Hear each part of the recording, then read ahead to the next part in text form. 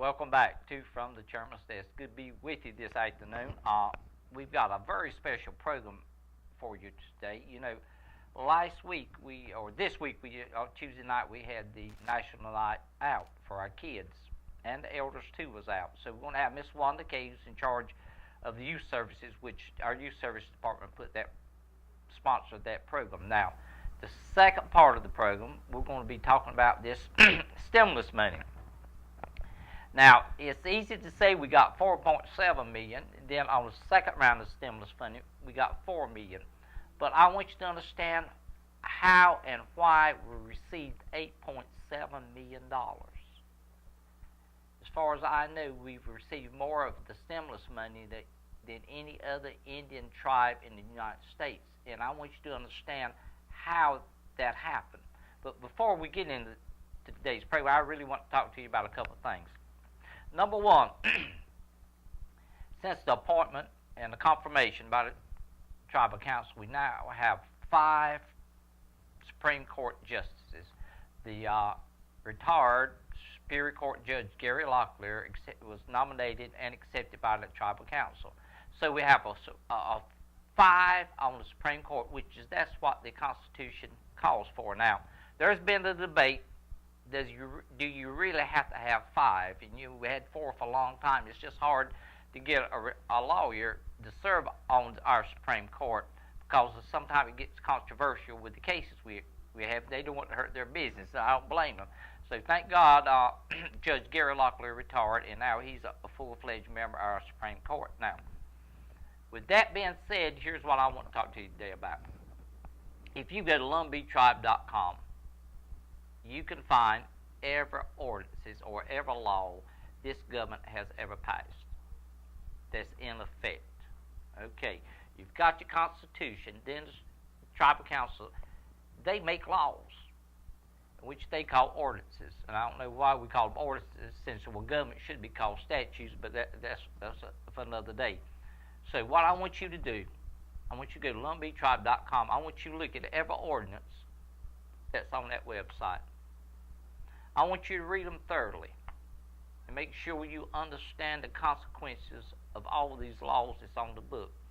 Then I want you to look at your Constitution. And I want you to compare that ordinance to our Constitution.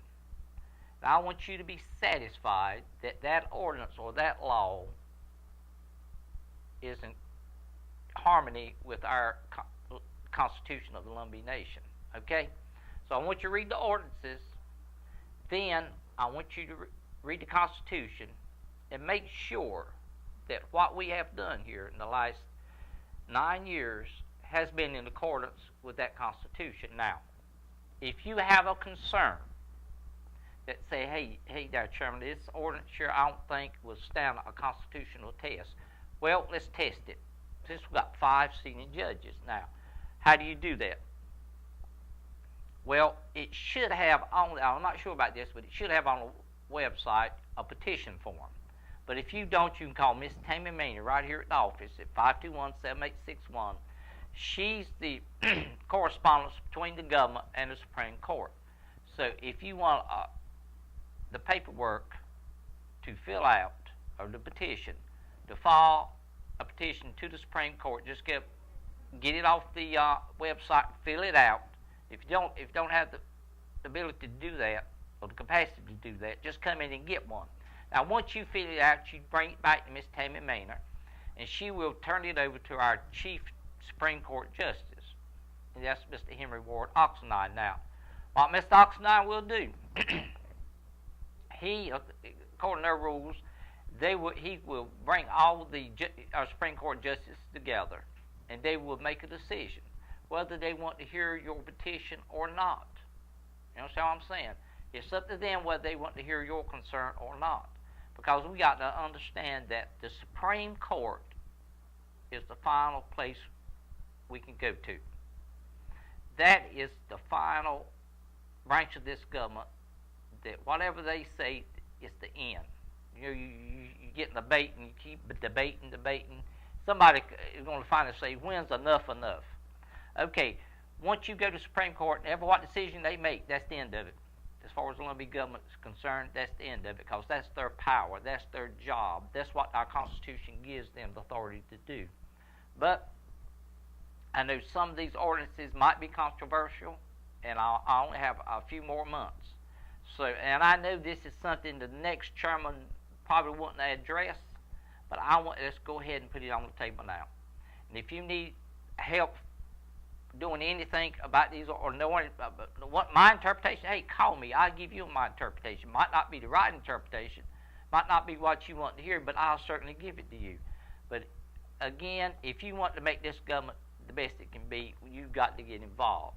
Now, once you do that, you read those ordinances, you read your Constitution, and if you're happy with them, fine. It's good to go. We're good to go. But if you've got a concern, let's do the proper thing. Let's turn it over to Miss Maynard. Let Miss Maynard turn it over to the Supreme Court. Now, you know we got a lower court.